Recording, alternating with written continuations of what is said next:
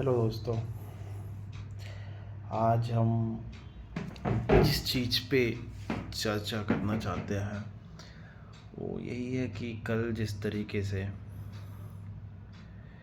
किस तारीख को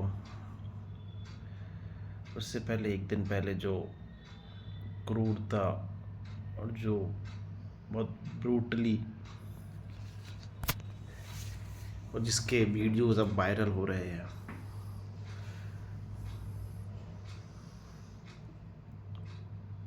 उसके खिलाफ कांग्रेस और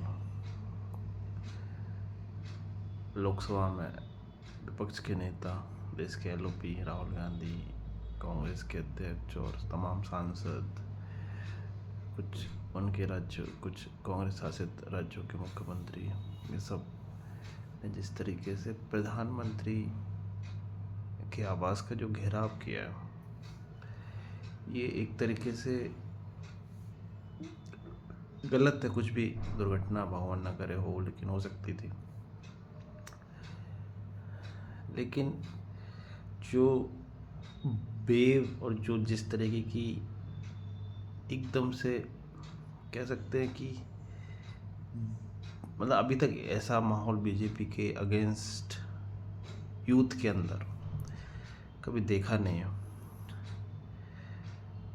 क्योंकि यूथ हमेशा बीजेपी का बहुत बड़ा वोट बैंक रहा है, बीजेपी का सपोर्टर रहा है। वो जिस तरीके से छूट रहा है इन घटनाओं की वजह से, जिसको शायद सरकार समझ नहीं पा रही है, उसको हल्के में लेके गलती कर रही है, उसको मतलब उसका ध्यान उस पर ना दे के वो ये दिखाना चाह रही है कि सब ठीक है, हमें नहीं पता। क्योंकि वो उनको इग्नोर करना, यूथ को इग्नोर करना, उस प्रोटेस्ट को इग्नोर करना भविष्य में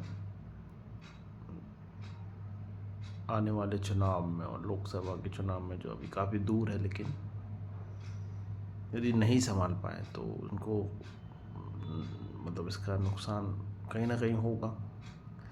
क्योंकि यूथ वोट बैंक बहुत बड़ा वोट बैंक है और उनका इन्फ्लुएंस भी बहुत ज़्यादा है।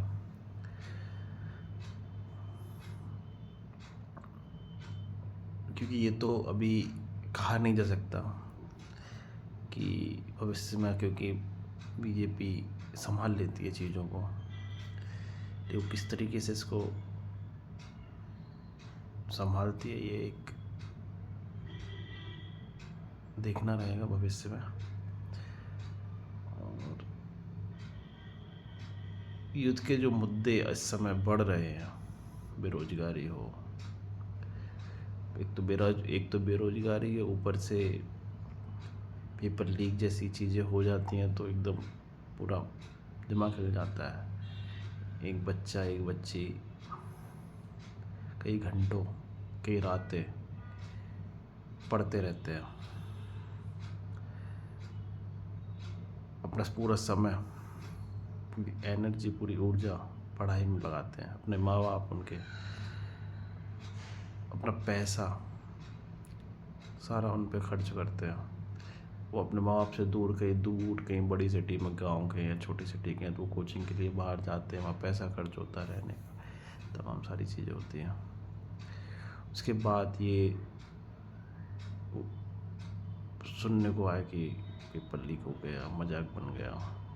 वो सिंसियर ही होके मेहनत करके, उनके पेरेंट्स भी करते हैं, वो भी करते हैं, तो एक तरीके का ये धक्का लगता है उनको। तो उसका अंदाज़ा लगाना बहुत मुश्किल है।